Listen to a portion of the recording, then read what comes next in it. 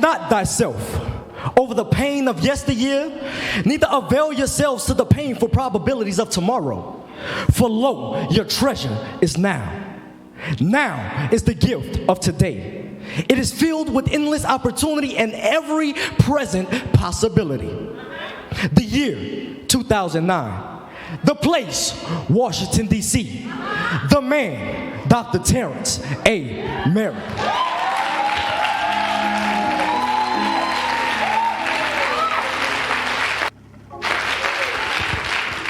This is the scene when God will release those choice words, a phrase that will resonate for generations, words that are fitly spoken, falling on a softened heart and open ears. If not now, when? The word now is important because Dr. Merritt had been a preacher of the gospel for more than 20 years. He had obtained extensive experiences as one of the go-to elders at Refreshing Springs Church of God in Christ and Carter Memorial Church of Baltimore. He had been keenly trained in the area of prayer and intercession by his mother, missionary Evelyn Foster.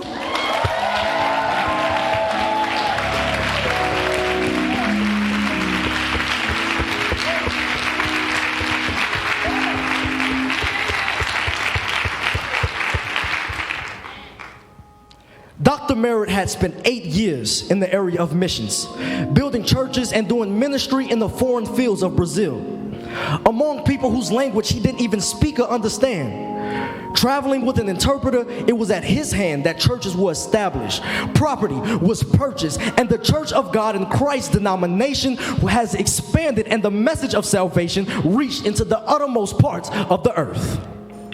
His experience wasn't limited to the church. This man was a Renaissance man by the truest definition. He was well-read, well-spoken, well-traveled, well-dressed, and moreover, well-balanced, making him the hybrid man of ministry. Pastor Merritt became the first black valedictorian of his 50-year-old high school and top graduating male in all 14 high schools of his county. This man, a Morehouse man, the recipient of a full academic scholarship to attend Morehouse College in Atlanta. He graduated Phi Beta Kappa, magna cum laude. Upon graduation, Dr. Merritt went on to pursue a career in medicine at the prestigious Johns Hopkins School of Medicine in Baltimore, also on a full academic scholarship. Throughout this time, he had acquired years of resume experience, completing countless hours of clinical work in the field of psychiatry, and ultimately graduating as a doctor of medicine, becoming a physician, and ascending the corporate ladder as a cardiovascular medical director of one of the nation's largest pharmaceutical companies. This is where he was when he heard those hallowed words. If not now, when?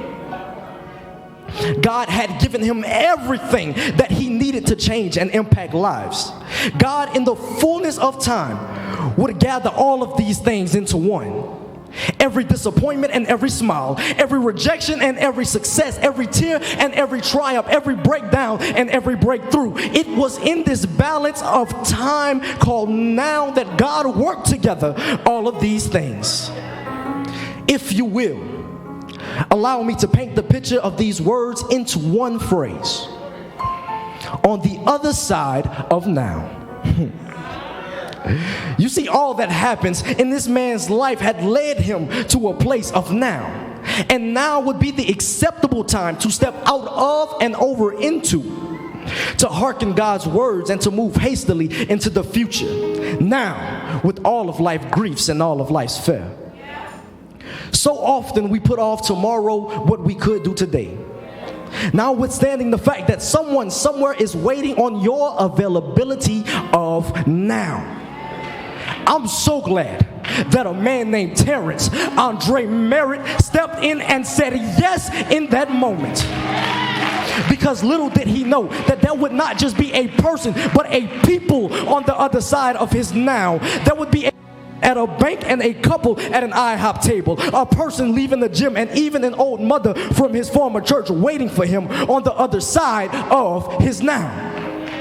There was a 344 Candler Park on the other side of his now. There is a 3243 Stone Road on the other side of his now. There would be a place where miracles are common on the other side, signs and wonders on the other side.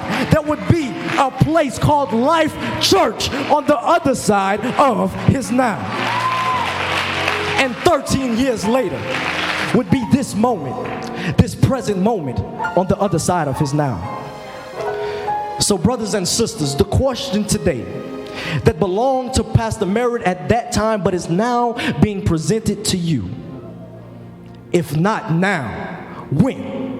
When will you do more than just applaud his yes and give God your yes? When will you take the message that you hear week in and week out and move out in what you've heard? When will you wipe the tears of the past and move boldly into the proposition of your future? When will you release yourself of the guilt and the condemnation you wallowed in, and step boldly into the abundant life that the Father has waiting for you? Thank you, Pastor Merritt, for showing us how.